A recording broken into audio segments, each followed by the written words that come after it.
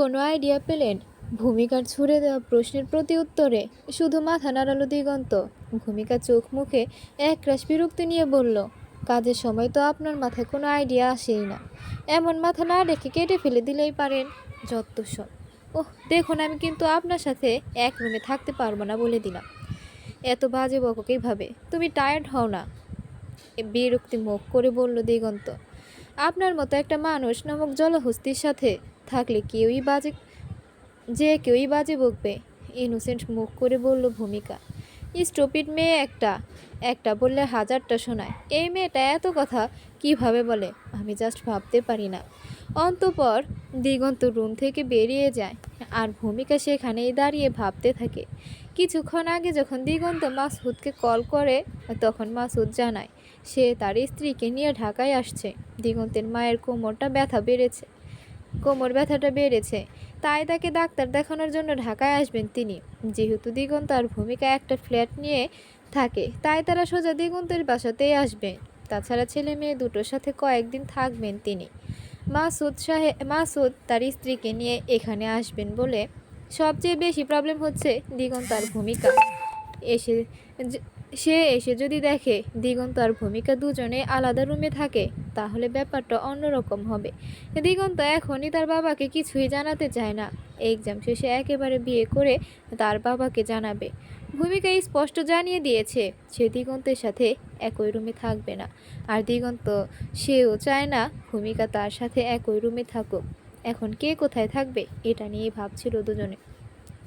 শেষে কোনো উপায় না পেয়ে ভূমি নিজের সমস্ত জিনিসপত্র দিগন্তের রুমে নিয়ে আসে। ভূমিকা বিষণ্ণ মন নিয়ে কাজ করছে আর দিগন্ত বিছানায় বসে ভূমিকার এমন মুখ দেখে মুখ টিপে হাসছে। দিগন্ত উঠে গেল রান্নাঘরের দিকে। মেয়েটা আজ অনেক কাজ করেছে, এক কাপ চা করে খাওয়াতেই পারি। তারপর দিগন্ত নিজের আর ভূমিকার জন্য 2 কাপ চা করে নিল। কারবাটে নিজের জামাকাপড় ঘুচিয়ে রাখছিল ভূমিকা। এমন সময় দিগন্ত এসে ওর সামনে 1 কাপ চা ধরলো। ভূমিকা চায়ের দিকে এক পলক তাকিয়ে দিগন্তের দিকে তাকালো। দিগন্ত ইনোসেন্ট ফেস করে হাসি দিয়ে বলল, তুমি ব্যস্ত তাই নিজে চা করে নিলাম, খেয়ে দেখতে পারো, চাটা আমি ভালোই বানাই। স্মিত হাসলো ভূমিকা। তারপর দিগন্তর হাত থেকে কাপ নিয়ে তাতে নিজের উষ্ঠদয় ঠেকালো। চায়ের স্বাদ অনুভব করতেই 2 চোখ বন্ধ করে নিল ভূমিকা। আজকের চায়ের স্বাদটা অন্যরকম, বেশ ভালো লাগছে খেতে। তৃপ্তি সহকারে পুরো চাটা খেয়ে নিল ভূমিকা।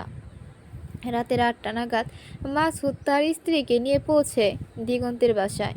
ভূমিকাকে পেয়ে সে মাসুদ ও তার স্ত্রী হাতে চাঁদ পেয়েছে। আসার পর থেকেই সে 3 জনে মিলে গল্প শুরু করে দিয়েছে। দিগন্ত ভেবে পায় না এই কয়েকদিনে এত কথা জমা হয়ে আছে। কথার ঝুলি খুলে বসেছে। সোফায় শুটি মেরে বসে সবার কথা শুনছে আর বড় বড় চোখ করে তাকিয়ে আছে দিগন্ত। কেউ একবারের জন্য দিগন্তের দিকে তাকাচ্ছে না। আসলে এখানে যে দিগন্ত নামের কেউ একজন থাকে এটা হয়তো তারা ভুলে গিয়েছে। এখানে নিজেকে 4th পারসন সিঙ্গুলার নাম্বার মনে করছে দিগন্ত। সবাই মিলে একসাথে এক টেবিলে বসে ডিনার করলো আজ মাসুদের মনে হলো তার একটা পরিবার আছে, তবে কিসের যেন অপূর্ণতা লাগছে। তার মনে হচ্ছে তার পরিবারে এমন কিছু নেই যেটা থাকার খুব প্রয়োজন। তবুও ছেলে বৌমাকে নিয়ে একসাথে আছেন, এতেই অনেক খুশি মাসুদ। আজ রাতে দুজনের মাঝে তার তেমন কোনো কথা হয়নি। ডিনার শেষ করে দিগন্ত বসেছিল পড়ার টেবিলে। এই সুযোগে ভূমিকা বিছানায় ঘুমিয়ে পড়ে। পড়া শেষ করে দিগন্ত যখন দেখতে পেল ভূমিকা তার বিছানায় গুটিসুটি মেরে শুয়ে আছে, তখন দিগন্ত তার বালিশ আর চাদর নিয়ে গিয়ে সোফায় শুয়ে পড়ে। কলেজের মাঠে পা রাখতে মেজাজটা বিগড়ে গেল ভূমিকা। অনেকগুলো ছেলে মেয়ে একসাথে দাঁড়িয়ে আছে আর তাদের সামনে দাঁড়িয়ে কিছু ছেলে রয়েছে যারা এই ছেলে মেয়েদের দিয়ে কিছু না কিছু করিয়ে নিচ্ছে। ভূমিকা বুঝতে বাকি রইল না এখানে র্যাগিং হচ্ছে।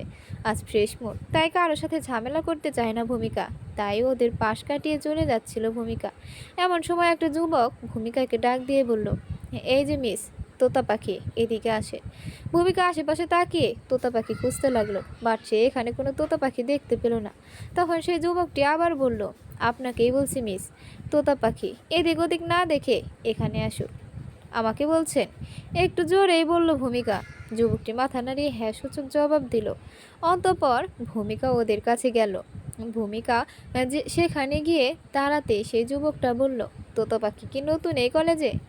আপনি আমাকে বারবার তোতা পাখি বলে সম্বোধন কেন করছেন? আমি কি তোতা পাখি নাকি? সবুজ সবুজ ড্রেসে তোমাকে একদম তোতা পাখির মতোই লাগছে গো। পাশ থেকে আরেকটা ছেলে বলল, একদম খাঁটি কথা বলছিস দোস্ত। আচ্ছা, মৃদু হেসে বলল ভূমিকা, সবুজ ড্রেসে আমাকে তোতা পাখির মতো লাগছে তাই তো? রাইট। আপনি যে কালো ড্রেস পরেছেন, আমি কি একবারও বলেছি আপনাকে কাকির মতো দেখতে লাগছে? ভূমিকার কথা শুনে সবাই তাজ্জব হয়ে গেল। এই মেয়ে বলে কি? এই বেয়াদব মেয়ে, এসব কি বলছো?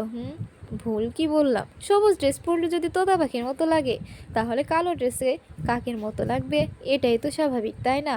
বলেই দু ঠোঁট প্রসারিত করে হাসি দিল ভূমিকা। ছেলেগুলো ভূমিকার কথা শুনে বেকুব বেকুব হয়ে গেল। এভাবে নিজেদের কথায় নিজেরা ফাঁসবে সেটা ভাবতে পারিনি বোধ হয়। অন্য একটা ছেলে এসে ভূমিকার সামনে দাঁড়ায়। তার ক্রোধে চোখ স্পষ্ট, তবুও ভূমিকা হেলদোল নেই। সে আগের ভঙ্গিতে দাঁড়িয়ে আছে আর ঠোঁট চেপে হাসছে। তখনই ওদের পাশে একটা কালো বাইক এসে থামলো। বাইকটা দেখেই সকলে সেখান থেকে প্রস্থান করলো। ভূমিকা ভ্রু কুঁচকিয়ে সেদিকে তাকিয়ে আছে। কে এই বাইকার যাকে দেখলে সকলে এভাবে পালিয়ে গেল? ভূমিকার অপেক্ষার অবসান ঘটিয়ে বাইকার তার হেলমেট খুলে সেটা বাইকের উপর রেখে ধীর পায়ে ভূমিকার সামনে এসে দাঁড়ালো। তাকে দেখেই ভূমিকা যেন 550 ভোল্টেজের শক খেলো। এই লোকটাকে দেখে এভাবে ভয় পাওয়ার কি আছে? ভূমিকা এবার লোকটার দিকে তাকাচ্ছে তো আবার কলেজের দিকে তাকাচ্ছে। তখন খেয়াল করলো কিছু কিছু মেয়েরা হাঁ করে এই ছেলেটার দিকে তাকিয়ে আছে, আর বাকিরা ভয়ে লেজ গুটিয়ে রেখেছে। Hello miss. ছেলেটার কথায় সামনে তাকায় ভূমিকা, অতঃপর বলে, আপনি আসাতেই সকলে এমন চুপচাপ হয়ে গেল কেন? লোকটা তার চাপদারিতে হাত দিয়ে স্লাইড করতে করতে বলল, আপনি এখানে দাঁড়িয়ে আছেন কেন? ক্লাস নেই? মাত্র আসলাম, আর তারপরে কিছু ছেলের সাথে ঝামেলা।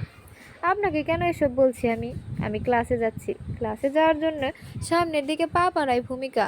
আর তখনই লোকটা ভূমিকাকে প্রশ্ন করে, ছেলেগুলো কে ছিল? জানি না, দেখলে চিনতে পারবেন। হ্যাঁ, বাট আপনি কি আজকেও আমাকে হেল্প করবেন নাকি? কাল আপনি না থাকলে কি যে হতো? আমি ওই বুড়ো লোকটাকে ধাক্কা দিয়ে গাড়ি থেকে ফেলে দিতাম। নেহাত আপনি এসেছিলেন, না হলে কাল আমার হাতে একটা খুন হয়ে যেত। ভূমিকার কথা শুনে স্মিত হাসলো লোকটা।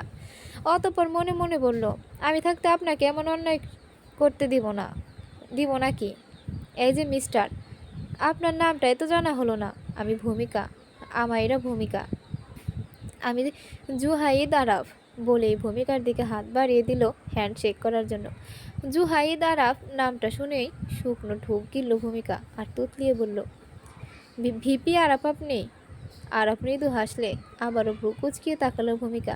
তারপর বলল, সবার মুখে যেভাবে আপনার কথা শুনেছিলাম তাতে মনে হলো আপনার দুটো চোখ বেশি আছে, কান একটা বেশি, হাত হবে 6টা, আর মাথায় হবে বড় বড় শিং।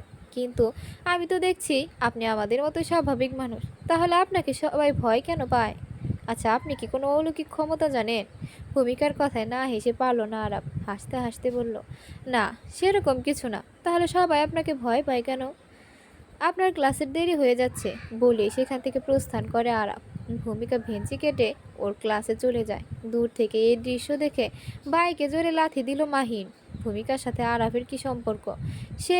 সে আরাপ যে আরাপ সবসময় মেয়ে মানুষ এড়িয়ে চলে, মেয়ে দেখলে যার শরীর অ্যালার্জির মতো চুলকায়, সে কিনা কলেজের মাঠে দাঁড়িয়ে ভূমির সাথে কথা বলছে। না, তার আর দেরি করলে চলবে না। আরাপ কিছু বুঝে ওঠার আগে তাকে তার কাজটা শেষ করতে হবে, না হলে। হলরুমে বসে মোবাইলে স্ক্রলিং করছিল আরাফ। এমন সময় দিগন্ত আর নওশাদ আসলো ওর কাছে। দিগন্তকে দেখে আরাফ তার মোবাইল রেখে মৃদু হেসে বলল, আরে দিগন্ত এসো, তোমার অপেক্ষাতেই ছিলাম। হাত বাড়িয়ে দিল হ্যান্ডশেক করার জন্য। দিগন্ত আরাফের সাথে হ্যান্ডশেক করে নিল। তারপর বলল, আপনি শুধু শুধু কষ্ট করতে গেলেন। আমাকে বললেই তো আমি আপনার সাথে দেখা করে নিতাম। দিগন্তের কথার প্রতি উত্তরে মৃদু হাসলো আরাফ। হয়তো তার এই হাসির পিছনে লুকিয়ে আছে কিছু অনুভূতি, যেগুলো সে ছাড়া আর কেউই অনুভব করতে পারছে না। এই অনুভূতিগুলোই নিয়েই বেলা শেষে একটা সুখের ঘর সাজানো স্বপ্ন দেখবে। আমাকে কি জন্যে ডেকেছেন ভাই? দিগন্ত। আরব দিগন্ত হাতে কয়েকটা কাগজ ধরিয়ে দিল। দিগন্ত সেই কাগজগুলো সব উল্টিয়ে দেখে নিল। এটা এটা তো সাদা কাগজ। আরাব তাকে সাদা কাগজ কেন দিল সেটা এখনও বুঝে উঠতে পারছে না দিগন্ত। দিগন্ত উৎসুক দৃষ্টিতে আরাবের দিকে তাকালো।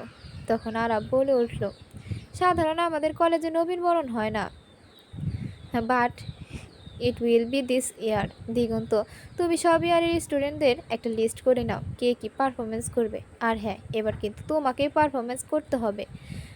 আমি একটু অবাক হয়ে আমি একটু অবাক হয়ে বলল দিগন্ত, ইয়েস, তুমি করবে পারফরমেন্স, কিন্তু কোনো বাহানা শুনবো না আমি, ওকে? আমাকে একটা যেতে হবে, একটা ইম্পর্টেন্ট মিটিং আছে।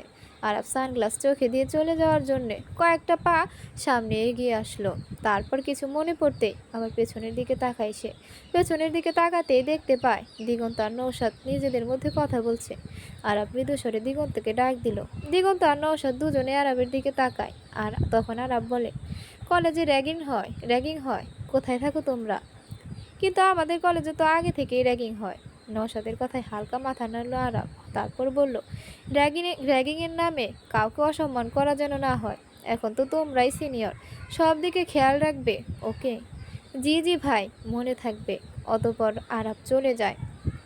দিগন্ত তার কয়েকজন সহপাঠী নিয়ে ক্লাসে ক্লাসে ঘুরে সবাইকে বলে আসে ছুটির পর হলরুমে উপস্থিত থাকার জন্য। যে যে পারফরমেন্স করবে তারা সকলে এসে হলরুমেই তাদের নাম লেখাবে। এদিকে দিগন্ত যখন ভূমিকার ক্লাসে আসে আর সবার সাথে হেসে হেসে কথা বলে, ভূমিকা গালে হাত দিয়ে মুগ্ধ দৃষ্টিতে তাকিয়ে থাকে সে হাসির দিকে। দিগন্তের হাসির মুগ্ধতায় বরাবরই হারিয়ে যায় ভূমিকা। এবারও তার ব্যতিক্রম হলো না। ভূমিকা গালে হাত রেখে মুগ্ধ দৃষ্টিতে তাকিয়ে আছে দিগন্তের দিকে। দিগন্ত কথা বলার ফাঁকে যখন লক্ষ্য করলো ভূমিকা তার দিকে তাকিয়ে আছে, তখন দিগন্ত এগিয়ে আসলো ভূমিকার দিকে। ভূমিকার সামনে এসে সে মাথা হালকা ঝুঁকে ভূমিকার কানের কাছে মুখ নিয়ে বলল, ছেলে দেখলে এভাবে তাকিয়ে থাকো তাই না? লজ্জায় ভূমিকা চোখ মিটমিট করে অন্যদিকে তাকালো। এ কি, ক্লাসে তো কেউই নেই, সবাই কোথায় গেল? ভূমিকা এদিক ওদিক তাকিয়ে তার সকল সহপাঠীদের খুঁজছে, বাট কোথাও তাদের দেখা পেল না। তখনই অনুভব তার কোমরে কারো শীতল হাতের স্পর্শ। পাশে ঘুরে তাকাতেই দেখলো দিগন্ত ওর দিকে তাকিয়ে ঠোঁট চেপে হাসছে। তারপর দিগন্ত তার শীতল হাতে ওর কোমর পেটে স্লাইড করছে। ভূমিকা নিজেকে দিগন্তের থেকে ছাড়ানোর চেষ্টা করছে। দিগন্ত আরও শক্ত করে ভূমিকার কোমর চেপে ধরে ওকে নিজের সাথে মিশিয়ে নিল। এদিকে ভূমিকার লজ্জায় লাল নীল বেগুনি হলুদ হয়ে যাচ্ছে। সে কোনো রকমে বলল, দিগন্ত কি করছেন, ছাড়ুন। ভূমিকার কথায় দিগন্তের কোনো হেলদোল হলো না। সে আগের ভঙ্গিতেই ভূমিকার কোমর পেটে স্লাইড করতে করতে ভূমিকার কপালের ওপর থেকে চুলগুলো সরিয়ে নিল। তারপর সেখানে উষ্ণদয় ছোঁয়ালো। ভূমিকা তার দু চোখ বন্ধ করে দিগন্তের ভালোবাসার পরশ অনুভব করছে। এমনি সময় কেউ তাকে ধাক্কা দিল। নিচে পড়ে যেতে যেতে নিজেকে সামলে নেয় ভূমিকা। ঘোর কাটে তার। সামনে তাকাতেই দেখে সবাই তার দিকে কেমন অদ্ভুত দৃষ্টিতে তাকিয়ে আছে। দিগন্ত তার আগের জায়গাতে দাঁড়িয়ে সকলের সাথে কথা বলছে। আনমনে কপালে হাত রাখলো ভূমিকা। তার মানে এতক্ষণ সে স্বপ্ন দেখছিল। আচ্ছা, এই স্বপ্নটা কি সত্যি হতে পারে না? নিমিষে তার মনটা বিষণ্ণতায় ছেয়ে গেল। সে কেন এমন স্বপ্ন দেখলো? সত্যিই তো দিগন্ত তো তাকে স্ত্রী হিসেবে মেনে নেয়নি, আর নিবেও না। তাহলে ভূমিকার অবাধ্য মন কেন বারবার দিগন্তের মাঝে হারিয়ে যাচ্ছে? মনকে বোঝাতে হবে, ভূমি তুই তো স্ট্রং মেয়ে, তাই না? তুই যদি এমনটা করিস তাহলে মানায় না। নিজেকে কন্ট্রোল কর ভূমি। হলরুমের এক কর্নারে বসে আছে ভূমিকা, নিতু, রাহুল, আর ওদিক দিগন্ত, নওশাদ, তপু, আর ওদের কয়েকজন বন্ধু যাদের চেনে না ভূমিকা। তাদের মধ্যে কয়েকজন ছেলে আর কয়েকজন মেয়ে আছে যারা সব স্টুডেন্টদের নাম লিখছে। ভূমিকার হাতে একটা পানির বোতল। সে একটু পরপর পানি খাচ্ছে আর চোখে দিগন্তের দিকে তাকাচ্ছে। দিগন্তর সাথে চোখাচোখি হতেই নিজের চোখ নামিয়ে নিচ্ছে ভূমিকা। তখন বেশ বেশ অস্বস্তিতে পড়ে মেয়েটা। মনে হয় লুকোচুরি খেলতে গিয়ে ধরা পড়েছে এমন অবস্থা।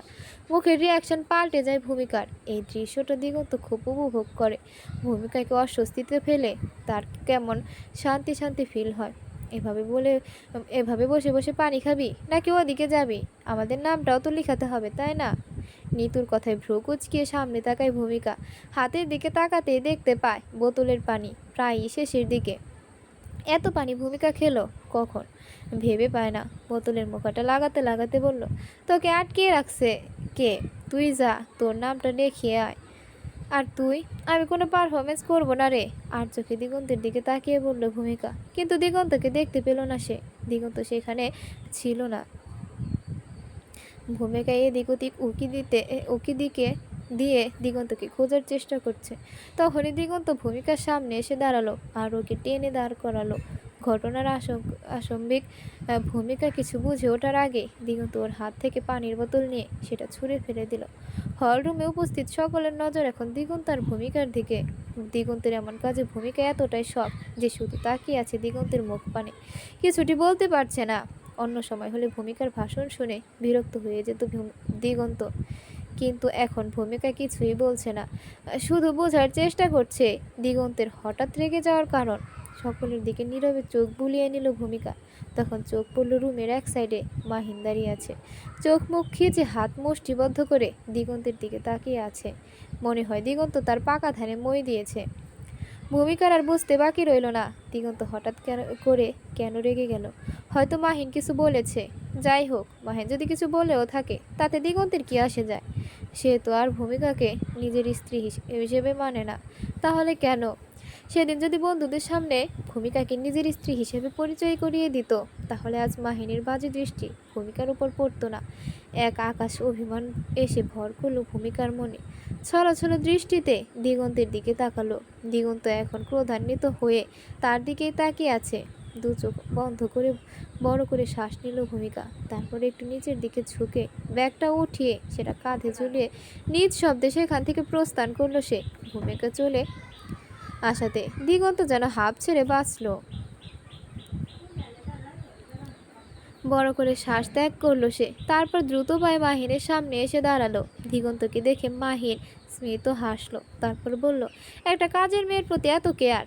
বাও, মিস্টার দিগন্ত তালুকদার, নাকি অন্য কোনো রহস্য আছে? দেখ মাহিন, তোকে লাস্টবারের মতো ওয়ার্নিং করছি, ফের যদি ভূমির দিকে বাজে নজর দিস তাহলে আমি ভুলে যাব তুই আমার বন্ধু। দিগন্তের কথায় পৈশাসিক হাসি দিল মাহিন। হাত দিয়ে নিজের চাপদাড়িতে হাত বোলাতে বোলাতে বলল, ভুলে যা, তোকে মনে রাখতে বলেছে কে? সন্দিগন্ত, ভূমির ওপর যখন আমার নজর পড়েছে তাহলে তো ওকে আমার চাই। চেষ্টা করে দেখতে পারিস, যদিও জানি সফল হবি না কখনো। তারপর দুজনের মধ্যে অনেক কথা কাটাকাটি হওয়ার পর মাহিন চলে যায় আর দিগন্ত সে তার কাজে মন দেয়। ড্রয়িং রুমে বসে জুতা খুলছে আর নিজের রুমের দিকে উকি দিচ্ছে দিগন্ত। কখন ভূমিকার সাথে ওই রকম রুড বিহেভটা করাটা ঠিক হয়নি দিগন্তের। রোবা কি করার ছিল? মাহিনটা কেমন লালসা দৃষ্টিতে তাকিয়ে ছিল ভূমিকার দিকে। দেখেই দিগন্তর গা জ্বলে যাচ্ছিল। দিগন্তের উকি ঝুঁকি দেখে মাসুদ চায়ের কাপ রেখে বলল, কি বারবার উকি দিচ্ছিস বলতো? রুমে যা, গিয়ে দেখ বৌমা কি করতেছে। দিগন্ত মাসুদের দিকে ইনোসেন্ট মুখ করে তাকালো। অতঃপর বলল, বাড়িতে সব ঠিকঠাক আছে তো? হ্যাঁ, ঠিক আর রইব। হ্যাঁ, কি আর রইব, সব ঠিকই আছে। তুই এখন তোর ঘরে যা, হাত মুখ ধুইয়া আয়, তারপর সবাই মিলে একসাথে খাইতে বসো। আরে আব্বা, ঘরে যাই কেমনে বলো? তোমার গুণধর বৌমার যে ঝাঁজ সেটা তো তোমরা জানো না। এখন ঘরে গেলে আমার ওপর দিয়ে কি যে ঝড় বইবে সেটা শুধু আমিই জানি। কথাগুলো বলতে ইচ্ছে করলো, সেটা মুখে প্রকাশ করলো না দিগন্ত। সে তার বাবার দিকে ইনোসেন্ট মুখ করে তাকিয়ে উঠে দাঁড়ালো রুমে আসবে বলে। দরজার সামনে দাঁড়িয়ে রুমের ভেতরে উকি দিল। রুম দেখি ঠান্ডা আছে, তাহলে কি ধানি লঙ্কা ঘুমাচ্ছে? বুকের ওপর থুথু দিয়ে রুমে প্রবেশ করলো দিগন্ত। এদিকে ছেলের কাণ্ড দেখে হাসছে মাসুদ ও তার অর্ধাঙ্গিনী। ধীর পায়ে রুমে প্রবেশ করে দিগন্ত। রুমের পরিবেশ ঠান্ডা দেখে সব বড় করে শ্বাস ত্যাগ করে সে। পুরো রুমে চোখ বুলিয়ে দেখতে পায় ভূমিকা বিছানায় বসে ইকুইটি চোখ বুলিয়ে দেখতে পায় ভূমিকা বিছানায় বসে ইকুইটি অ্যান্ড ট্রাস্ট আইন বইয়ের পাতা উল্টাচ্ছে। পড়ায় মনোযোগ নেই, শুধু বইয়ের পাতা উল্টিয়ে যাচ্ছে। মনে মনে রাগ পুষে রাখলে যা হয় আর কি। দিগন্ত মৃদু হেসে ভূমিকার পাশে গিয়ে বসলো। ভূমিকা ওকে দেখেও দেখলো না, সে ঘাড় ঘুরিয়ে অন্যদিকে মুখ করে বসলো। ভূমিকার মুখের রিয়াকশন দেখে খুব হাসি পাচ্ছে দিগন্তর। সে খুব কষ্টে নিজের হাসিটাকে দমিয়ে রাখছে। ভূমিকার হাতের স্পিড এবার বেড়ে গেছে। সে দ্রুত বইয়ের পাতা উল্টাচ্ছে। দিগন্ত ওকে দিয়ে দেখছে ভূমিকার বইয়ের দিকে আর মনে মনে বলছে, বেচারা বই, আজ তোর জন্য আমি বেঁচে আছি এখনো। আমার ওপর থাকা সব রাগ তোর ওপর ছাড়ছে। বেঁচে থাকলে দেখা হবে কোনো দিন। বিরক্ত হয়ে ভূমিকা বই রেখে দিল। শান্ত চোখে দিগন্তের দিকে তাকাতে দিগন্ত বলে উঠল, বইয়ের উপর রাগ ঝাড়ছো কেন? আমি তো তোমার পাশেই আছি। আমি অন্যায় করেছি, যা বলার আমাকে বলো। বেচারা বই মরে গেলে তাতে তোমারই ক্ষতি। ভূমিকার বুঝতে বাকি রইল না দিগন্ত তাকে রাগানোর জন্য এই কথাগুলো বলছে, কিন্তু ভূমিকা সে এখন রাগ করবে না। ভূমিকা তো জানে দিগন্ত তখন ওর সাথে খারাপ ব্যবহার করেছে। ভূমিকা শান্ত গলায় বলল, আপনি ফ্রেশ হয়ে আসুন, আমি আপনার জন্য চা করে আনছি। এক মুহূর্ত অপেক্ষা করলো না ভূমিকা, চলে আসলো রান্নাঘরে। ভূমিকা শান্ত কথায় দিগন্ত সব। ভূমিকা এতটা শান্তভাবে কথা বলবে এটা তার ভাবনার বাহিরে ছিল, নাকি ভূমিকার এই শান্ত কথা বড় কোনো বিপদের ইঙ্গিত। একদণ্ড বসলো না সে, ছুটে চলে আসলো রান্নাঘরে। ড্রয়িং রুমের সোফাতেই বসেছিল মাসুদ ও তার স্ত্রী। ভূমিকার পিছু পিছু দিগন্তকে রান্নাঘরে আসতে দেখে দিগন্তের মা বলল, ছেলে মেয়ে দুটোর ভালোই ভাব হয়েছে দেখছি, কেউ কাউকে ছাড়া থাকতেই পারছে না। এই স্ত্রীর কথায় হাঁ হাঁ করে হেসে দিল মাসুদ তালুকদার। হাসতে হাসতে বলল, আমাদের ভূমিমাকে ভালো না বেশি থাকা যায় নাকি? তবে যাই কোক গিন্নি, ছেলে কিন্তু বাপের মতোই হয়েছে। প্রেম কুমার বাপের মতোই ভালোবাসতে শিখছে। তোমার যত আজাইরা কথা, বুড়ো হয়ে গেলে অথচ এখনো তোমার মনের রং গেল না, আর যাবেও না, বুঝলি গিন্নি? যার পাশে এমন সুন্দর গোলমূল্য বউ আছে, তার মনের রং কোনোদিনও যাবে না। এই তুমি থামো তো, ছেলে মেয়ে দুটো রান্নাঘরেই আছে, তোমার এই কথাবার্তা শুনলে কি ভাববে বলো তো? ভাববে তাদের বাপ এখনো কতটা। এই চুপ, থামো তো তুমি। আমাকে একটা পান দাও গিন্নি। দিগন্তের মা বসে বসে তার স্বামীর জন্য পান বানাতে লাগলেন, আর এদিকে ভূমি চা বানাচ্ছে আর দিগন্তর পেছন পেছন ঘোরাঘুরি করছে আর উকি ঝুঁকি মারছে। ভূমিকা চা বানাতে বানাতে বলল, আপনি আমার পিছু পিছু ঘুরঘুর কেন করছেন? দেখছি আমার চাই বিষ টিস মিশিয়ে দাও নাকি। দিলে সমস্যা কি? কোথায়? হসপিটাল তো পাশেই আছে। তা ঠিক, বাট আমাকে হসপিটালে নিয়ে যাবে কে? তুমি নিশ্চয়ই নেবে না। তুমি আমাকে বিষ খাওয়াবে তো বাঁচানোর জন্য নয়, তাই না? দিগন্তের এই কথা শুনে ভূমিকার ভেতরে সেদ করে উঠল। হাত দুটো আলগা হয়ে আসলো তার। ভূমিকা দিগন্তকে বিষ দেবে, এটা তো স্বপ্নেও ভাবতে পারে না সে। দিগন্ত নাই মানব, বিয়েটা তো মিথ্যে হয়ে যাবে না। কালেমা পাঠ করে বিয়ে করেছে, পবিত্র বন্ধনে আবদ্ধ হয়েছে তারা। এখানে প্রেম ভালোবাসা সবটাই বৈধ। যত খুশি ভালোবাসা তাতে কোনো পাপ নেই, বরং আরও সওয়াব পাওয়া যাবে। এই বন্ধন কি এত সহজে ভাঙা যাবে? না, ভূমিকা কিছুই ভাবতে পারছে না। দিগন্ত তার স্বামী, এই সত্যিটা অস্বীকার করার ক্ষমতা তার নেই। ছোটবেলা থেকে জেনে এসেছে বিয়ের পর একটা মেয়ের কাছে তার স্বামী সব, স্বামীর ঘরই তার নিজের ঘর। তাহলে ভূমিকার বেলায় সেই নিয়মের ব্যতিক্রম কেন হলো? চা কাপে ঢেলে সেটা দিগন্তের হাতে ধরিয়ে দিয়ে বলল, কিছু মেশাইনি, নিশ্চিতে খেতে পারেন। তারপর সেখান থেকে প্রস্থান করলো ভূমিকা। দিগন্ত তাকিয়ে আছে ভূমিকার চলে যাওয়ার পানে। আচ্ছা, মেয়েটা কি রাগ করলো নাকি? দিগন্ত তো ভূমিকাকে রাগানোর জন্য বলেছিল চায়ে বিষ মেশানোর কথা। চাটা আর মুখে তুলল না দিগন্ত। যে করেই হোক ভূমিকার মান ভাঙাতে হবে। চায়ের কাপ সেখানেই রেখে চলে যাওয়ার জন্য সামনে এক পা বাড়াতেই দিগন্তের মোবাইলের রিংটং বেজে উঠল। এই অসময়ে আবার কে কল করলো? অনিচ্ছা থাকা সত্ত্বেও পকেট থেকে মোবাইল বের করলো। মোবাইলের স্ক্রিনে মিমির নামটা জ্বলজ্বল করছে। এ সময় আবার মিমি কেন কল করলো? কল রিসিভ করবে কি করবে না দ্বিধায় পড়ে যায় দিগন্ত। ভাবতে ভাবতে কলটা কেটে দেয়। দিগন্ত মোবাইলটা পকেটে পুরে রাখে, তারপর রান্নাঘর থেকে বেরিয়ে আসে। ড্রয়িং রুমে পা রাখতেই আবারও কল আসে। দিগন্ত এবার কল রিসিভ করে সোজা নিজের রুমে চলে যায়। সোফার এক কোণে বসে দিগন্তকে দেখছিল ভূমিকা। কল রিসিভ করে দিগন্তের রুমে চলে যাওয়ায় ভূমিকার বুঝতে বাকি রইল না কে কল করেছে। ঠোঁট চেপে বড় করে শ্বাস নিল ভূমিকা। সে কিছুতেই দিগন্ত আর মিমির মাঝখানে আসতে পারে না। ওরা দুজন দুজনকে ভালোবাসে। চেয়ারম্যান সত্যিটা না জেনে দিগন্তের সাথে ওর বিয়ে দিয়েছে।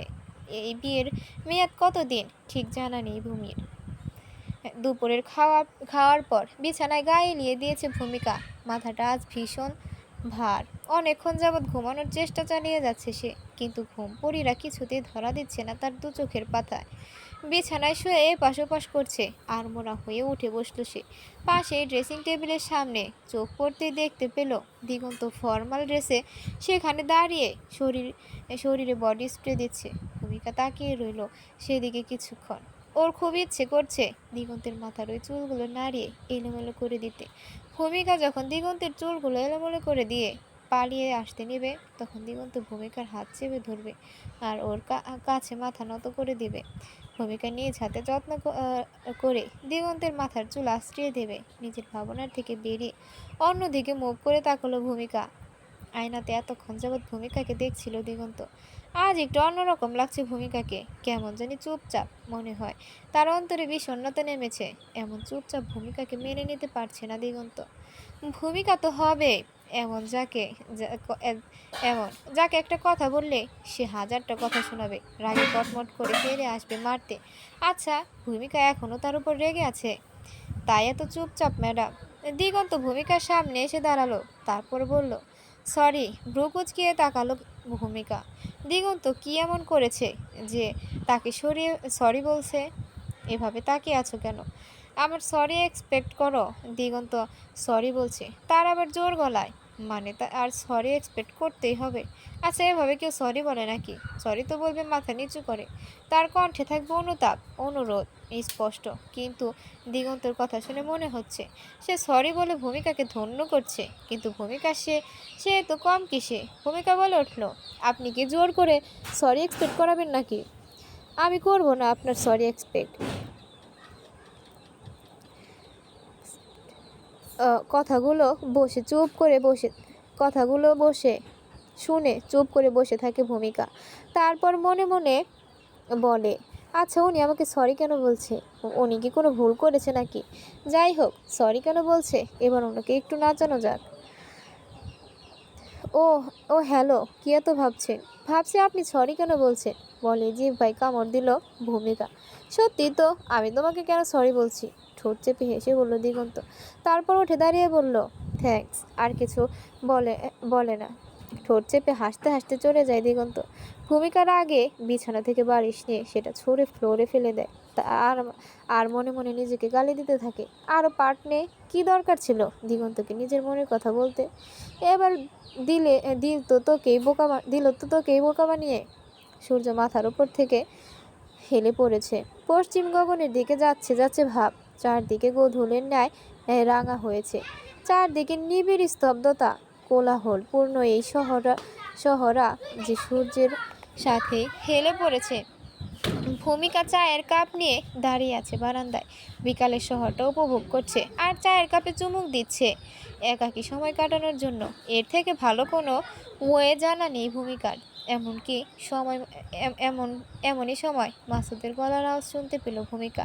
তাদের রুমে দাঁড়িয়ে মাসুদ দিগন্তকে ডাকছে। ভূমিকা চায়ের কাপ সেখানেই রেখে রুমের ভেতরে আসলো। ভূমিকাকে দেখে মাসুদ জিজ্ঞেস করলো, দিগন্ত কই? বাহিরে গেছে। কেন আব্বা, কিছু লাগবো? একটু ডাক্তারের কাছে যাওয়ার লাগছিল। তোমার শাশুড়ির রিপোর্টটা বিকালে দেওয়ানোর কথা, তাই দিগন্তকে খুঁজছিলাম। আচ্ছা, আমি আয়না দিতেছি। ভূমিকা রেডি হতে থাকে। প্রকৃতিকে জ্যোতির অলঙ্কার পরিয়ে নিস্তব্ধ পায়ে সন্ধ্যা নামে পৃথিবীতে। প্রবীণ দিনকে পিছনে ফেলে নতুন এক দিনের সূচনায় পশ্চিম গগনে সূর্য ডুবে যায়।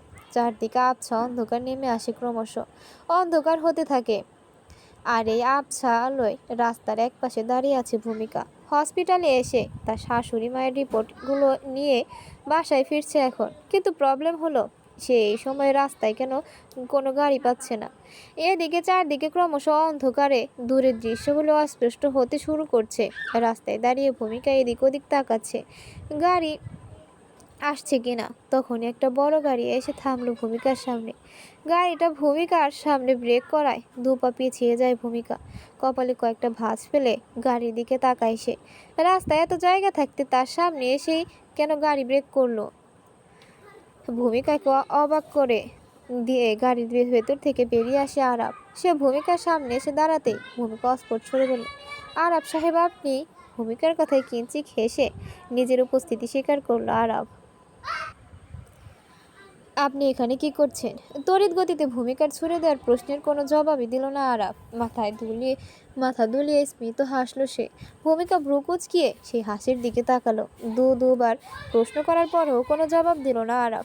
বিনিময়ে মৃদু হাসলো। ভূমিকা ভেবে পায় না এখানে হাসির কথা কি বলল সে। আপনি এখানে কি করছেন?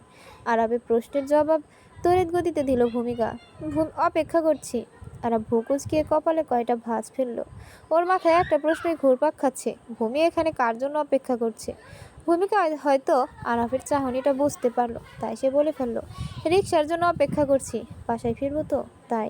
ভূমিকার কথা শুনে বড় করে শ্বাস ছাড়লো আরাফ। এতক্ষণ মনে হয় তার দমটা গলায় আটকে ছিল। ঠোঁটের কোণে কিঞ্চিত হাসি ফুটে উঠল।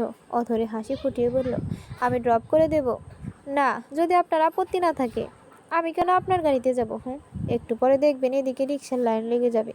আপনি যান না, যেখানে যাচ্ছিলেন যান। মাথা চুলকালো আরাপ আর মনে মনে বলল, জানতাম ম্যাডাম কিছুতেই আমার গাড়িতে যাবেন না, তাতে ম্যাডামের ইগো হার্ট হবে কিনা।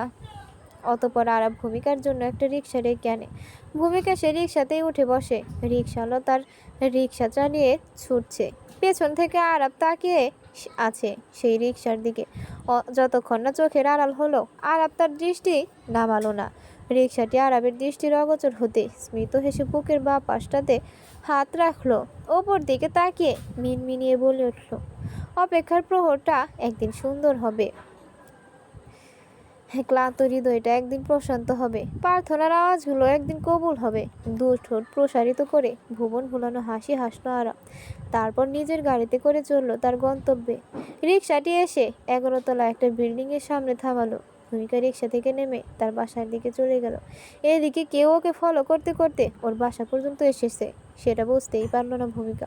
ভূমিকা চলে যাওয়ার পর অজ্ঞাত ব্যক্তি মাথা থেকে হেলমেট খুলে পৈশাচিক হাসি হাসলো। হাতের বৃদ্ধা আঙুল দিয়ে নিচের ঠোঁটের কর্নার স্লাইড করে নিল। আজ রাতে দিগন্ত একটু লেট করে বাসায় ফিরে। একে একটু লেট বলে না, রাতের 12টা বাজে। তবে শহরের মানুষের কাছে এটুকু সময় লেট করে বাসায় ফেরাটা কোনো ফ্যাক্টই না। গ্রামের সাধারণ মানুষরা যখন সারাদিনের ক্লান্ত শরীর নিয়ে বিছানায় গা এলিয়ে দেয়, তখন শহরের আধুনিক মানুষেরা ছুটে যায় ডিস্কে, নাইট ক্লাবে। সেখানে নাচে, গান গায়, ড্রিঙ্কস করে, তারপর মাতাল হয়ে টলতে টলতে বাড়ি ফিরে। এটাই এখন শহরের উচ্চবিত্ত পরিবারের কালচার। পরিবারের কোনো সদস্য এই নিয়মের বাইরে গেলে তাকে গাইয়া বলে আখ্যায়িত করা হয়। দিগন্ত আজ গভীর রাতে বাসায় ফিরে। এই নিয়ে মাসুদ তালুকদার দিগন্তের সাথে অনেক রাগারাগি করে। তার ধারণা, রাতে এদিক ওদিক ঘোরাঘুরি না করে সঠিক সময়ে ঘুমিয়ে যাওয়া ভালো, এটা স্বাস্থ্যের জন্য অনেক ভালো। সবচেয়ে বড় বিষয় হলো, শরীর ও মস্তিষ্ক দুটিকে সতেজ রাখতে পর্যাপ্ত ঘুমের কোনো বিকল্প নেই। এটি মানসিক শান্তি ও সুস্থতা বজায় রাখার পাশাপাশি শারীরিক ক্রিয়া প্রতিক্রিয়াগুলির মধ্যে ভারসাম্য বজায় রাখে। যথাযথ ঘুম না হলে অস্বস্তি, বিরক্তি ভাব, এমনকি ঘন ঘন রাগ করার প্রবণতা বেড়ে যায়। অর্থাৎ অনিদ্রা মানুষের আচরণগত দিককেও প্রভাবিত করে। মাসুদের যুক্তিতে কোনো ভুল নেই, তাই বাধ্য ছেলের মতো মাথা নত করে বাবার সব কথা হজম করে নেয় দিগন্ত। ভূমিকার দরজা আড়ালে দাঁড়িয়ে মাসুদের কথা শুনছিল। দিগন্তের এমন অসহায় মুখ দেখে খুব হাসি পাচ্ছিল ভূমিকার মুখে। যতই ফটফট করুক না কেন, বাবার সামনে সে ভেজা বেড়াল হয়ে দাঁড়িয়ে থাকে আর বাহিরে বাহিরে নিজেকে শের মনে করে। ভূমিকার এখন বলতে ইচ্ছে করছে, বাঁশবাগানের শেয়াল রাজা দিগন্ত তালুকদার। ফ্রেশ হয়ে সোজা টেবিলে বসে দিগন্ত, কিন্তু পড়াতে মন বসে না তার। পেটে ক্ষুধা থাকলে কোনো কাজে মন বসে নাকি? আজ রাতে আর খাওয়া হলো না তার। মাসুদের দেওয়া জ্ঞান শুনেই পেট ভরে গেছে তার। এখন খাবার খাওয়ার কোনো ইচ্ছে নেই। এদিকে ক্ষুধায় পেটের ভিতর ইঁদুর লাফাচ্ছে। ওহ, এক কাপ কফি হলেও মন্দ হতো না। চোখ মুখে একরাশ বিরক্তি নিয়ে বইয়ের পাতা উল্টাচ্ছে দিগন্ত। এমনি সময় কেউ তার সামনে চায়ের কাপ ধরল। দিগন্ত সেই হাত লক্ষ্য করে সামনে তাকালো। ভূমিকা চায়ের কাপ হাতে দাঁড়িয়ে আছে। ওই ঠোঁটের কোণে দুষ্ট হাসি স্পষ্ট দেখতে পাচ্ছে দিগন্ত। দিগন্ত ভ্রু কুঁচকিয়ে প্রশ্নের দৃষ্টিতে ভূমিকার দিকে তাকালো। ভূমিকা ভ্রু নাড়িয়ে বলল, পেটে কিছু পড়েনি তাই না? দিগন্ত ভূমিকার কথার কোনো জবাব দিল না। চায়ের কাপ নিয়ে সেটাতে উষ্ঠদয় ছোঁয়ালো। তারপর বলল, বিস্কুট থাকলে নিয়ে এসো, খুব খিদে পেয়েছে। বাবা, এত দেখি বসতে দিলে থাকতে চায়। শুনুন, চা করে দিয়েছি, এটাই অনেক। আর তাছাড়া আপনার কাজ করে দিলে তাতে আমার লাভ কি? ভূমিকার কথা শুনে ভ্রু কুঁচকিয়ে কপালে কয়েকটা ভাঁজ ফেলল দিগন্ত। ভূমিকার কথা কেমন জানি রহস্যে ঘেরা। লাভ ক্ষতির হিসাব করছে। তবে কি ভূমিকার কিছু লাগবে? কি চাই তোমার? চায়ের কাপে চুমুক দিয়ে বলল দিগন্ত। আমি যা চাইবো তা দিবেন বলুন। উৎসাহ নিয়ে বলল ভূমিকা। দিগন্ত কিছুক্ষণ মৌনতা অবলম্বন করলো। অতঃপর মৌনতা ভেঙে সে বলল, ওকে, বলো কি চাই তোমার? আমাকে কয়টা টিউশন জোগাড় করে দিবেন? মৃদু হেসে বলল ভূমিকা। মানে? চায়ের কাপ টেবিলের উপর রেখে বলল দিগন্ত। তোমাকে টিউশন জোগাড় করে দিব আমি? কেন, তুমি কি টিউশন করবে নাকি? না, আপনার জন্য খুঁজতেছি, যত সব। হ্যাঁ, আমি টিউশন করব। ভূমিকার কথায় কিছুটা রেগে গেল দিগন্ত। তুমি টিউশন করবে মানে? তোমার টাকার দরকার, সেটা আমাকে বলতে প্রবলেম কি? হ্যাঁ, কত টাকা লাগবে তোমার আমাকে বলো। কোনো টিউশনই করবে না তুমি, বলো কত টাকা লাগবে? আমার কোনো টাকা লাগবে না মিস্টার দিগন্ত। দুহাত উঠিয়ে দিগন্ত থামানোর চেষ্টা করে বলল ভূমিকা। আমার কোনো টাকা লাগবে না, বুঝেছেন আপনি? এমনিতেই দিনের পর দিন আপনাদের কাছে ঋণী হয়ে যাচ্ছি, অস্বীকার করতে পারবো না। আপনার জন্যই আজ আমি এই এত বড় কলেজে পড়তে পারছি। এই ঋণ কি করে শোধাবো আমি? আমি এই ঋণের বোঝা আর বাড়াতে চাই না। তাই বলছি কি, আপনি আমাকে কয়েকটা টিউশনি জোগাড় করে দিন। আমি তোমাকে কোনো টিউশনি জোগাড় করে দিব না, আর না তোমাকে টিউশনি করাতে দেব। আমার দায়িত্বে তুমি ঢাকায় এসেছো, আমি আমার সব দায়িত্ব পালন করব। এই শহর সম্পর্কে তোমার কোনো ধারণা নেই ভূমি। তুমি কোনো টিউশনি করবে না, ব্যাস। দিগন্ত আর কিছু বলল না, উঠে চলে গেল বারান্দায়। ভূমিকা সেখানেই বসে তাকিয়ে রইল দিগন্তের চলে যাওয়ার দিকে। তারপর সেও চলে গেল বারান্দায়। বারান্দায় দাঁড়িয়ে ঘুমান্ত শহর দেখছে দিগন্ত। সারাদিনের কোলাহলপূর্ণ শহর যেন পৃথিবীর বুকে রাত নামার সাথে সাথে ক্লান্ত হয়ে ঘুমিয়ে পড়ে। চারদিকে নিবিড় নিবিড় স্তব্ধ, কোথাও কোনো মানুষজনের ছায়াও নেই। চাঁদের জ্যোৎস্নায় ঝলমল করছে শহরের বড় বড় রং বেরঙের দালানগুলো। বাহিরের দিকে তাকিয়ে ভাবছে দিগন্ত, ভূমিকা হঠাৎ কেন এতটা ইমোশনাল হয়ে গেল। তখনই নিজের পাশে কারো উপস্থিত ফিল করলো দিগন্ত। দিগন্ত ঘুরে তাকালো না, কারণ সে জানে তার পাশে এখন ভূমিকা ছাড়া আর কেউই আসবে না। আপনি কি আমার সাথে রাগ করেছেন? তোমার কি মনে হয় না তুমি রাগ করানোর মতো কথা বলেছ? আপনি আমার দিকটা বুঝতে পারছেন না। হয়তো না, কিন্তু তবু আমি তোমাকে টিউশনি করাতে দেব না। এখন এসব চিন্তা মাথা থেকে ঝেড়ে ফেলে দিয়ে নিজের মনকে পড়াশোনায় ফোকাস করো। আচ্ছা ঠিক আছে, আর টিউশনি করার কথা বলবো না, এবার খুশি? ভূমিকা গভীর চোখে তাকালো দিগন্তের দিকে, যেটা দিগন্ত দেখতে পেল না। দিগন্ত দেখবে কি করে? সে তো তাকিয়ে আছে সামনের দিকে। ভূমিকার দৃষ্টি স্থির দিগন্তের মুখের দিকে। আর মাত্র কয়েকটা মাস, তারপর থেকে এই মানুষটাকে আর দেখতে পাবে না সে। দিগন্ত সেটেল হয়ে গেলেই ওদের সম্পর্কে সমাপ্তি ঘটবে। ভাবতেই বুকের বা পাশটা চিনচিন করে ব্যথা করে উঠল দিগন্তের। বাঙালি মেয়েরা আর যাই হোক স্বামীকে কারোর সাথে ভাগ করতে পারে না। ভূমিকা সিদ্ধান্ত নিল, পরে যা হবে ভাবা যাবে। সে এখান থেকে কোথাও যাবে না, আর মরা হয়ে হয়ে থাকবে না। আগের মতো নর্মালি আচরণ করবে সে দিগন্তের সাথে। ওকে জ্বালাবে, হাসাবে, আরও কত কি। দিগন্ত যখন থাকবে না, এই স্মৃতিগুলো আঁকড়ে ধরে বাকিটা জীবন কাটিয়ে দেবে সে। কারণ বাঙালি মেয়ের বিয়ে তো একটাই, তাই না? আমার খুব খিদে পেয়েছে, যদি আপনার মনে আমার জন্য একটু দয়া হয়, তাহলে খেতে দিবে কিছু? আমাকে কি কাজের লোক মনে হয় আপনার? কথাটা বলে সামনে তাকাতেই দেখে দিগন্ত ওর দিকে বড় বড় চোখ করে তাকিয়ে আছে। ভূমিকা তুতলিয়ে বলল, আপনার খিদে পেয়েছে তো আমি খাবার নিয়ে আসছি, ওকে। তারপর তড়িৎ গতিতে সেখান থেকে চলে আসে। দিগন্ত স্মিত হেসে বলে, আমি শিওর মেয়েটার মাথায় কোনো গন্ডগোল আছে। কে বলবে এতক্ষণ এই মেয়েটা ইমোশনালি কথা বলছিল। যাই হোক, মাথা থেকে টিউশনের ভূত নেমেছে, এটাই অনেক। রান্নাঘরে এসে প্লেটে খাবার সাজিয়ে নেয় ভূমিকা। তখনই ওর মাথায় একটা দুষ্ট বুদ্ধি আসে। সে তরকারিতে মরিচ আর ভাতে লবণ মিশিয়ে দেয়। তারপর ঠোঁট কামড়ে বলে, আমাকে কাজের লোক বলা, তাই না? এবার থেকে বুঝবে মজা। এই ভূমিকার সাথে পাঙ্গা নিয়ে এখনো কেউ শান্তিতে বাঁচতে পারেনি। আর মিস্টার বাঁশবাগানের শেয়াল রাজা, আপনাকে তো কখনো শান্তিতে থাকতে দিব না। ফু দিয়ে কপালের কপালের চুলগুলো উড়িয়ে দিয়ে খাবারের প্লেট হাতে নিয়ে চলে আসলো রুমে।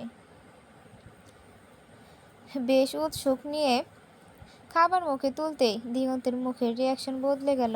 সে খাবার গিলতেও পারছে না, আবার সেটা ফেলতেও পারছে না। ওই কথায় আছে না, অল্প সুখে কাতর, অধিক সুখে পাথর। দিগন্তের এখন হয়েছে সেই অবস্থা। খাবারে যদি শুধু লবণ কিংবা শুধু মরিচ থাকতো তাহলে সেটা তাড়াতাড়ি ফেলে দিতে পারতো, কিন্তু এখানে তো লবণ মরিচের সংমিশ্রণ পাচ্ছে সে।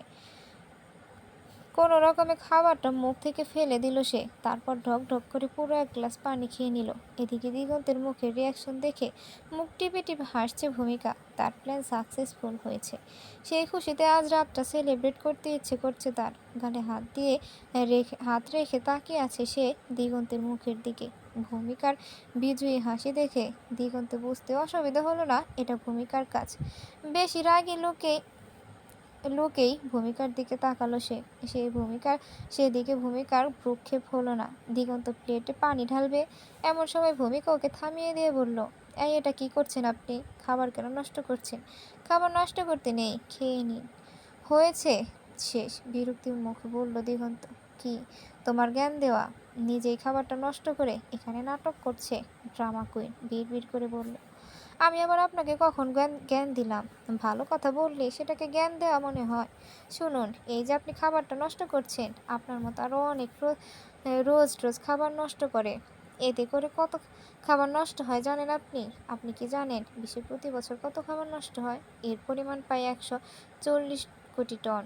এই হিসাব জাতিসংঘের খাদ্য ও কৃষি সংস্থা বা FAO সংস্থাটি বলেছে, এ নষ্ট হওয়া খাবার বিশ্বের মোট খাদ্য যোগানের 1/3, যা দিতে প্রতি বছর 200 কোটি মানুষকে পেট ভরে খাওয়ানো সম্ভব। ভূমিকার কথায় দিগন্তর মুখের দিকে তাকালো। এই মেয়েটা মাঝে মাঝে জ্ঞানের ঝুড়ি খুলে বসে। অতঃপর ভূমিকা আবারও বলতে লাগলো, আমি যখন খাবার নষ্ট করি তখন যদি একবার পথ শিশুর কথা মনে করি তাহলে আমরা কিছুতেই খাবার নষ্ট করতাম না। বাংলাদেশে অনেক পথ শিশু আছে যারা খাবারের অভাবে রাস্তায় পড়ে থাকা উচ্ছিষ্ট খাবার খায়। খাবারের অভাবে যে শিশুটি রাতে না খেয়ে ঘুমাচ্ছে, তার অসহায় বাবা মা নীরবে চোখের পানি মুছছে। পৃথিবীর কত মানুষ পেট পুরে দুবেলা খেতে পারে না, সে হিসাব কয়েক কোটি ছাড়িয়ে যাবে। আর তাই খাবার নষ্ট করার আগে একবার ছোট একটি ক্ষুধার্ত শিশুর মুখ ভাবি, সে হয়তো আমাদের দিকেই তাকিয়ে রয়েছে একটু খাবারের জন্য। ভূমিকার কথা শুনে নীরবে তাকিয়ে রইল দিগন্ত। তার এখন না খেয়ে উঠতে ইচ্ছে করছে না, কিন্তু এই খাবার সে খেতেও পারবে না। তাই সে খাবারে পানি ঢেলে তার লবণের পরিমাণ কমিয়ে নিল। হালকা তরকারি মিশিয়ে খাবারটা খেয়ে নিল। দিগন্তের খাওয়া শেষে ভূমিকা 2 হাত ছেড়ে বলল, এটা হলে রাতে লেট করে বাসায় ফেরার শাস্তি। ড্রয়িং রুমে বসে খবরের কাগজ পড়ছে আর চায়ের কাপে চুমুক দিচ্ছেন খন্দকার আদনান মাহমুদ। রোজ সকালে তা খবরের কাগজ না পড়লেই নয়। সকালে ঘুম থেকে উঠে খবরের কাগজ পড়বেন, তবেই তিনি শান্ত হবেন। আর সারাদিন হাতে বই নিয়ে বসে থাকবেন। পেশায় তিনি একজন প্রফেসর। যদিও তাদের ফ্যামিলি বিজনেস আছে, তাতে কোনো দিনও তার ইন্টারেস্ট ছিল না। তিনি কখনো তাদের ফ্যামিলি বিজনেস জয়েন করেনি। আগে আদনান মাহবুবের বাবা আজহার এই বিজনেস সামলাতেন, আর এখন তাদের একমাত্র উত্তরাধিকারী খন্দকার জুহাইদ আরাফ তাদের এই বিজনেস দেখাশোনা করে। আদনান মাহবুবের বই পড়া নিয়ে জুবাইদার সাথে কম কথা কাটাকাটি হয়নি তার, তবুও তিনি বই পড়ার অভ্যাস ত্যাগ করতে পারেননি। বিয়ের পরপর যখন জুবাইদার কোনো জিনিসের প্রয়োজন হতো, সে নিজে কিনে নিত। শখের বশে আদনানের হাত থেকে তিনি কিছুই পাননি। এই নিয়ে জুবাইদার দুঃখে শেষ নেই। আদনানের খবরের কাগজ পড়ার মাঝেই আজহার নিজে এসে আদনানের পাশে বসলো। হাতে একটা খবরের কাগজ দিয়ে জুবাইদাকে ডেকে বলল, বৌমা 1 কাপ চা দাও তো। জি বাবা, দিচ্ছি, আসছি, রান্নাঘর থেকে জবাব দিল জুবাইদা আজহারকে 1 কাপ চা দিয়ে তার পাশে দাঁড়ালেন। আজহার চায়ের কাপে চুমুক দিয়ে বললেন, কিছু বলবে বৌমা? বাবা, আপনার নাতিকে একটু বুঝান না, কালকেও মেয়েটাকে রিজেক্ট করেছে। এই নিয়ে প্রায় 100 খানেক মেয়েকে রিজেক্ট করলো। কি চাইছে ও? ওর বিয়ে করার ইচ্ছে নাই থাকতে পারে, তাই বলে কি আমাদের কোনো শখ আহ্লাদ নাই নাকি? তুমি এত ব্যস্ত হচ্ছ কেন বৌমা? দাদু ভাই তো বলেনি সে বিয়ে করবে না, একটু সময় চাইছে, ওকে একটু সময় দাও, দেখবে অপেক্ষা শেষটা সুন্দর হয়। আবারও চায়ের কাপে চুমুক দিলেন আজহার। জুবাইদা চলে গেল রান্নাঘরে। আদনান এখনো খবরের কাগজে মুখ গুজে আছে। আজহার আদনানকে বললেন, তোমার কলেজের কি অবস্থা এখন? সব কিছু ঠিকঠাক চলছে তো? আর বলো না বাবা। খবরের কাগজ পাশে রাখলেন আদনান। তারপরে বললেন, তোমার নাতি এবার কি করেছে জানো? আমাদের কলেজে নাকি নবীনবরণ হবে। আদনানের কথা শুনে চোখ মুখ শক্ত হয়ে গেল আজহারের। শক্ত করে খবরের কাগজ চেপে ধরলেন তিনি। আচ্ছা বাবা, তুমিই বলো, এতদিনের রিচুয়াল ব্রেক করার কি দরকার ছিল? আমাদের কলেজে নবীনবরণ হতো না, এটাই তো ভালো ছিল। এখন আবার বাড়তি ঝামেলা। আজহার কিছু বলবে এমন সময় খেয়াল করলো আরাব আসছে। সে যতটা সম্ভব নিজেকে শান্ত রাখার চেষ্টা করলো, না হলে এই ছেলেটা আবার হাজার প্রশ্ন শুরু করবে। তিনি খবরের কাগজে মুখ লুকিয়ে ভাঙা গলায় বললেন, দাদু ভাই যখন উদ্যোগ নিয়েছে তাহলে এর পেছনে নিশ্চয়ই কোনো কারণ আছে। আজহারের এই ভাঙা গলা কেউ বুঝতে পারল না। আরাব এসে সবাইকে গুড মর্নিং বলে সোজা ডাইনিংয়ে বসলো। তারপর তার মাকে ডেকে বলল, আম্মু জলদি ব্রেকফাস্ট দাও, একটু আমাকে একটু কলেজে যেতে হবে। নিজে নিয়ে খা। আমি কেন শুধু তোর ফরমাইশ কাটতে যাব? আমারও তো কারো সাহায্যের প্রয়োজন হয়। সারাটা জীবন আমি কেন একা একা সব কিছু করতে যাব? আম্মুকে বলো না আরেকটা বিয়ে করে আমার জন্য একটা সঙ্গী নিয়ে তোমার জন্য একটি সঙ্গী নিয়ে আসতে। তারপর 203 মিনিট রান্না বান্না করবা, গল্প করবা, ঝগড়া করবা, মারামারি করবা। This is the best way to overcome your loneliness. কি বলো দাদু? আরবের কথা শুনে আজাহার উঠে এসে আরবের কান মুলে দিল। তারপর বলল, তুমি থাকতে আমার বুড়ো ছেলেটা কেন বিয়ে করবে শুনি? বিকজ আমার এখনো বিয়ের বয়স হয়নি, এখন প্রেমের বয়স। I have not made love before, then I will think about marriage. কাউকে মনে ধরেছে বুঝি? আরবের কান ছেড়ে দিয়ে বলল আজহার। আজহারের কথার কোনো উত্তর দিল না আরব। বিনিময়ে মৃদু হাসলো। আজহার তার জবাব পেয়ে গেছে। তিনি একজন সাকসেসফুল বিজনেসম্যান কিনা মানুষের মুখ দেখলেই বুঝতে পারেন। শুধু বুঝতে পারেনি নিজের। বড় করে শ্বাস ছেড়ে আবার আগের জায়গায় বসলেন তিনি। আরব ব্রেকফাস্ট করে তার মাকে জড়িয়ে ধরে বলল, আজ আবার কোন মেয়ের সাথে দেখা করতে যেতে হবে সেটা SMS করে জানিয়ে দিও। আগেই বলে রাখলাম, এটাও রিজেক্ট হবে। তারপর মায়ের গালে একখান চুমু দিয়ে বেরিয়ে যায় সে। হলরুমের এক সাইডে দাঁড়িয়ে সবার ডান্স পারফরমেন্স দেখছে ভূমিকা। ওদের সামনে দাঁড়িয়ে আছে দিগন্তের বন্ধুরা, যারা সবাইকে নাচের স্টেপ দেখিয়ে দিচ্ছে। দিগন্ত ওখানে নেই, হয়তো মিমির সাথে একাকী টাইম স্পেন্ড করতে গেছে। দীর্ঘশ্বাস ছাড়ল ভূমিকা। হঠাৎ নওশাদের চোখ পড়ে ভূমিকার উপর। ভূমিকা কেমন মনমরা হয়ে একাকী দাঁড়িয়ে আছে। নওশাদ ভূমিকার সামনে গিয়ে দাঁড়ায়, তারপর বলে, তুমি পারফরমেন্স করবে না? না, কটাক্ষর জবাব দিল ভূমিকা। ও আচ্ছা, তুমি থাকো কোথা? নওশাদের কথায় ভ্রু কুঁচকে তাকালো ভূমিকা। তারপর বলল, যেখানে থাকার কথা। কোথায় থাকার কথা? ভ্রু নাচিয়ে বলল নওশাদ। যেখানে থাকি। ভূমিকাকে আর কোনো প্রশ্ন করল না নওশাদ, কারণ ভূমিকা যে তাকে সঠিক প্রশ্নের জবাব দিবে না সেটা ভালো করেই বুঝে গেছে সে। কিন্তু একটা মনে করতেই ভূমিকা বলল, আপনার হাতের কাগজটাতে কি সকলের নাম দেওয়া আছে? না, শুধু যে যে ডান্স করবে তাদের লিস্ট এটা। ও আচ্ছা, আমি কি একটু লিস্টটা দেখতে পারি? অতঃপর নওশাদ ভূমিকার হাতে লিস্ট ধরিয়ে দিল। ভূমিকা এক এক করে সকলের নাম দেখছে। এদের মধ্যে আবার অনেকে আছে যারা কাপল ডান্স করবে কিংবা দলীয় নাচ করবে। সকলের নাম দেখছে ভূমিকা। হঠাৎ একটা নামে এসে তার চোখ আটকে যায়। দিগন্ত ডান্স করবে। তার পাশেই দেখতে পায় মিমি আর তাদের কয়েকজন বন্ধুর নাম। দিগন্তর বন্ধুদের নিয়ে দলীয় নাচ করবে, তবে প্রত্যেকের একজন করে পার্টনার থাকবে। যেমন দিগন্তের পার্টনার মিমি, তপুর পার্টনার জ্যোতি। দিগন্ত মিমির সাথে ডান্স করবে, কথাটা ভাবতেই ভূমিকার কেমন জানি অস্বস্তি হচ্ছে। সে লিস্টটা নওশাদের হাতে ধরিয়ে দিয়ে দৌড়ে চলে আসলো ক্যাম্পাসে। সেখানে অনেক খোঁজার পর রাতুলকে পেল সে। তারপর রাতুলের কাছে গিয়ে জিজ্ঞেস করলো, তুই নাচতে পারিস? হঠাৎ ভূমিকার এমন প্রশ্নে কিছুটা ভেবাচাকা খায় রাতুল। তারপর বলল, কিসের নাচ? বাদুর নাচ, গাধা কোথাকার। আমরা একসাথে নাচবো, পারিস তুই? ওই একটু একটু আর কি, তাতেই চলবে বলে রাতুলের হাত ধরে টেনে হলরুমে নিয়ে যায়। আর ডান্স পারফরমেন্সে ওদের নাম লেখায়। রাতুল আর ভূমিকা দুজনেই ডান্স করবে। রাতুলের সাথে ভূমিকা ডান্স করছে। হলরুমের সকলে ওদের নাচ স্টেপগুলো দেখছে। সাধারণ কাপলদের মতো ডান্স করছে না, একে অপরকে না ছুঁয়ে দুটো মোট 4টি কাঠির মাধ্যমে ডান্স করছে।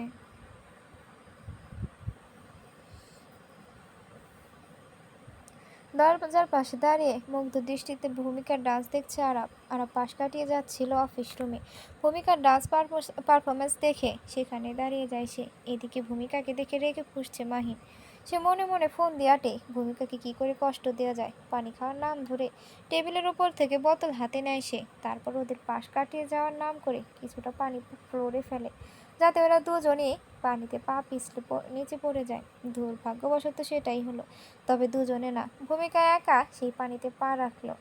দরজার পাশে দাঁড়িয়ে থেকে আরাব যখন লক্ষ্য করলো ভূমিকার পা পিছলে পড়ে যাচ্ছে, অমনি আরাব দৌড়ে এসে ভূমিকার হাত ধরে টান দিয়ে নিজের সাথে মিশিয়ে নিল।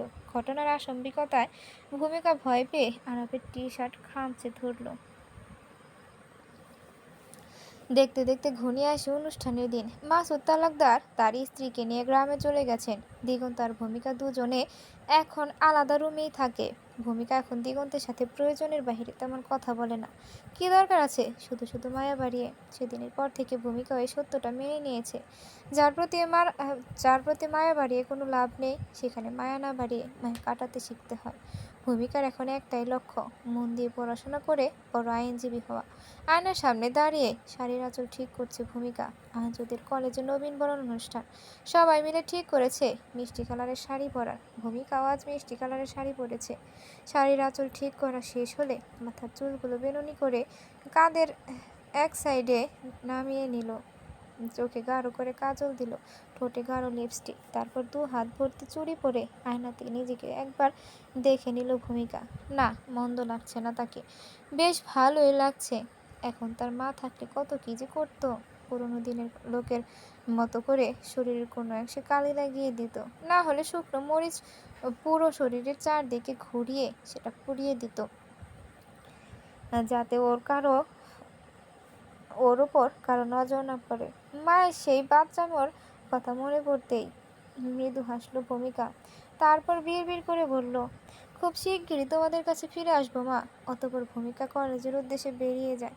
দিগন্ত ওর আগেই বেরিয়ে গিয়েছে। যেহেতু দিগন্তের উপর দায়িত্ব পড়েছে, তাই ওকে আগেই যেতে হয়েছে। দিগন্ত ও তার বন্ধুরা গেটের সামনে দাঁড়িয়ে আছে প্রধান অতিথির জন্য।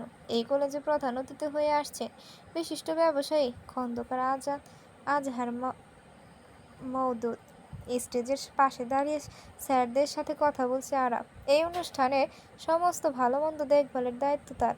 সকলে মিলে যখন প্রধান অতিথির জন্য অপেক্ষা করছে, তখনই কলেজে আগমন ঘটে ভূমিকার। মিষ্টি কালারের শাড়ি পরা আর গর্জিয়াস সাজে ভূমিকাকে একদম পরীর মতো লাগছে।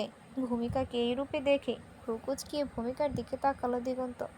এর আগে কখনো ভূমিকাকে এই সাজে দেখেনি সে। দিগন্তের নজর বরাবরই তার প্রিয়সী মিমির দিকেই ছিল। তাছাড়া অন্য কোনো মেয়ের দিকে খুব একটা নজর দেয় না সে, এমনকি ভূমিকার দিকেও নয়। ভূমিকা দিগন্তের চোখের নজর এড়িয়ে চলে আসলো কলেজের ভেতরে। মাঠের এক পাশে দাঁড়িয়ে নিতু আর রাতুলকে খুঁজছে ভূমিকা। এদিকে আরাব কথা বলার ফাঁকে লক্ষ্য করলো মাঠের এক পাশে আসমানি পরী নেমে এসেছে। সে কয়েকটা পা এগিয়ে গেল সেই পরীর দিকে। ততক্ষণে নিতু আর রাতুল এসে গেছে। রাতুল এসে ভূমিকার সামনে দাঁড়িয়েছে, যার কারণে আরাব পরীটাকে দেখতে পাচ্ছে না, শুধু বাতাসে দোল খাওয়া শাড়ির আঁচল দেখতে পাচ্ছে। অনুষ্ঠান শুরু হয়ে গেছে। আজহার মওদুদ আসার 10 মিনিটের মধ্যে অনুষ্ঠান শুরু হয়ে গেছে। প্রধান অতিথিকে নিয়ে বক্তব্য দেওয়া হয়েছে। যারা যারা গানে নাম দিয়েছে তারা সকলে গাইছে। এবার ডান্স পারফরমেন্স হবে।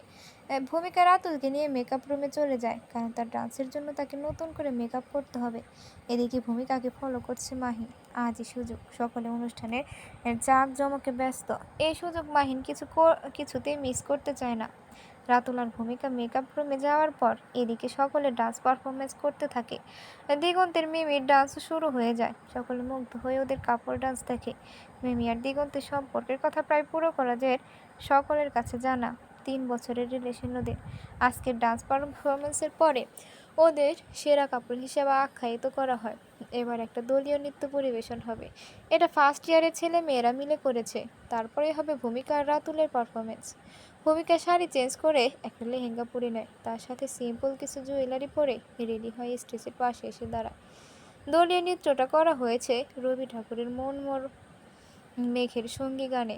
গানটা যেমন অসাধারণ তেমনি অসাধারণ ভাবে নাচের প্রতিটা স্টেপ তুলে ধরা হয়েছে। ভূমিকা দাঁড়িয়ে দাঁড়িয়ে দলীয় নৃত্য দেখছে।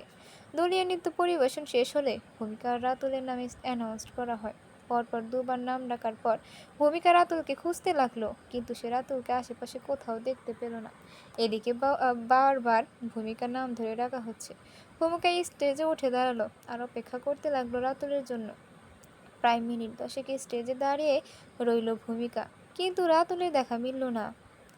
অনুষ্ঠানে উপস্থিত সকলে অদ্ভুত দৃষ্টিতে তাকিয়ে আছে ভূমিকার দিকে। ভূমিকার বেশ অস্বস্তি হচ্ছে এখন, এবং লজ্জাও লাগছে। এই রাতুলটাও না, এই সময় আবার কোথায় হাওয়া হয়ে গেল। একবার শুধু সামনে পাই, তারপর দেখাবো ওকে মজা। ভূমিকার ভাবনার ছেদ ঘটলো দিগন্তের কথায়। রাতুল নেই, তুমি স্টেজ থেকে নেমে এসো, আর না হলে একা কোনো ডান্স পারফরমেন্স করো। দিগন্তের কথায় স্মস্ত হাসল ভূমিকা। কেন হাসলো সেটা জানা নেই তার। তারপর দিগন্তের দিকে ভালো করে লক্ষ্য করলো। মিমি দিগন্তের এক হাত জড়িয়ে ধরে দাঁড়িয়ে আছে। বড় করে শ্বাস নিল ভূমিকা। তারপর মাথা নিচু করে স্টেজ থেকে নেমে আসলো। স্টেজ থেকে নেমে দুপা সামনে আসতে আরব এসে ভূমিকার একটা হাত ধরলো। আরব ভূমিকার হাত ধরেছে দেখেই ভূমিকার গা জ্বলে যাচ্ছে। রাগে কটমট করে কিছু বলতে যাবে, তার আগে ওকে থামিয়ে দিয়ে আরব বলল, হাত ধরার জন্য সরি, চলুন পারফরমেন্স করবে। মানে?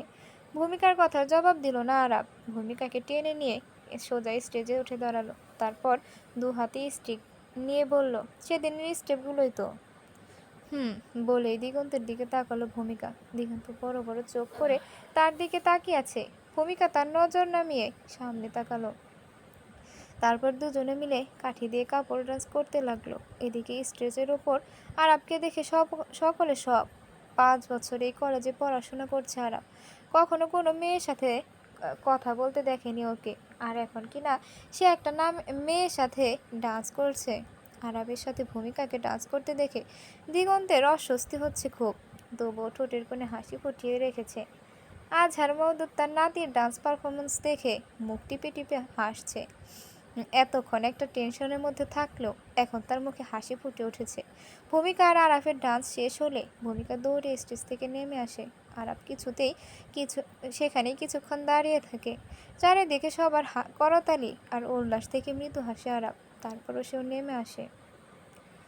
ভূমিকা দৌড়ে স্টেজ থেকে অনেকটা দূরে চলে যায়, পুকুরের কাছে এসে দাঁড়ায়। তারপর পুকুরের পানিতে নিজের প্রতিবিম্বের দিকে তাকিয়ে বলে, যার সাথে আমার বিয়ে হয়েছে সে কি পারতো না এই লজ্জার হাত থেকে আমাকে বাঁচাতে?